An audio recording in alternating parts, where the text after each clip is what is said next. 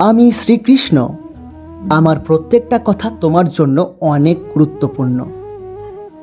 যখন মানুষ তার হৃদয়ে সন্দেহ, দুঃখ, হতাশায় আচ্ছন্ন হয়, তখন আমার মুখের বাণী অমৃতের মতো শান্তি দেয়। আমার রচিত শ্রীমদ্ ভাগবত গীতা শুধু একটা ধর্মগ্রন্থ নয়, এটি তোমার জীবনযাত্রার বিজ্ঞান। আজ আমরা শোনাব সেই জ্ঞানের কিছু উপদেশ, যেগুলো শুনলে তোমার মন শান্ত হবে, তোমার আত্মা হবে আলোকিত। তোমার আত্মা কখনোই জন্ম নেয় না, কখনো মরে না, শুধু দেহ পরিবর্তন হয়। কারণ তোমার আত্মা হলো চিরন্তন।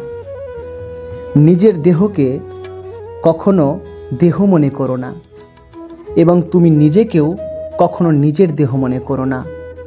তুমি নিজে এক অমর আত্মা, যেটা সব সুখ, দুঃখ, লাভ, ক্ষতির ঊর্ধ্বে। যেটা শুধুমাত্র উপলব্ধি করা যায়, সে কখনো ভয় পায় না। না হারানোর ভয় থাকে, না মৃত্যুর ভয় থাকে, না সে কান্না করে।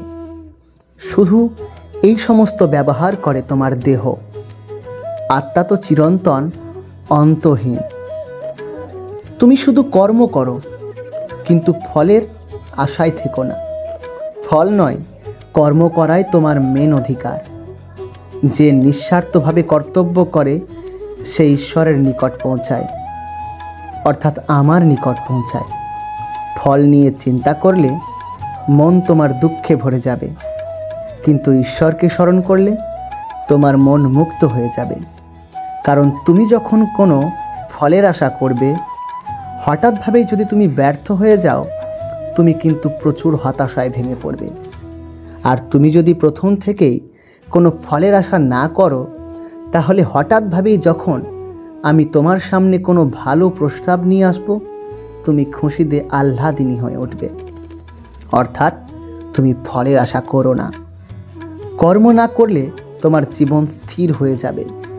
যেভাবে একটি নালা দিয়ে যখন জল বয়ে যায়, তখন সেই নালার কোনো দুর্গন্ধ ছড়ায় না, কিন্তু একটা পুকুরের আবদ্ধ জলে কোনো কিছু পচে থাকলে সেটাই দুর্গন্ধ ছড়ায়। অর্থাৎ তোমাকে কর্মজীবনে কর্ম চালিয়ে যেতে হবে। কাজ না করলে তোমার জীবন স্থির হয়ে যাবে। তাই কর্ম করো। কর্ম করতেই তো তোমার জন্ম। কাজ থেকে পালিয়ে নয়, কাজের মধ্যেই তোমার মুক্তি লুকিয়ে আছে। নিজের কর্তব্য করো, সমাজের দায়িত্ব পালন করো। নিজে অহংকার রেখো না যে আমি করছি। এটা ভেবে নয় যে আমি সব চালনা করছি। তোমাকে সব কিছু ভাবতে হবে কৃষ্ণ করছে, আমি সব করছি, অর্থাৎ ঈশ্বর সব কিছু করছে। সুখ, দুঃখ, লাভ, ক্ষতি, জয়, পরাজয় সব কিছুকেই সমানভাবে দেখো। এমন কিছু করে বসো না যার জন্য তোমার সুখ দুঃখে পরিণত হয়। তুমি যদি কোনো কিছু বা কোনো ঘটনা থেকে সুখ পাও, অতি আনন্দিত হওয়ার কোনো দরকার নেই। তুমি সুখ পেয়েছ, আগলে রাখো। নচেত সেই সুখের আনন্দর উপবাসটাই তোমার দুঃখে পরিণত হবে। জীবনে যা কিছুই ঘটুক, শান্ত থাকো। যে সমানভাবে সব কিছুকে দেখতে শেখে, সে প্রকৃত যোগী।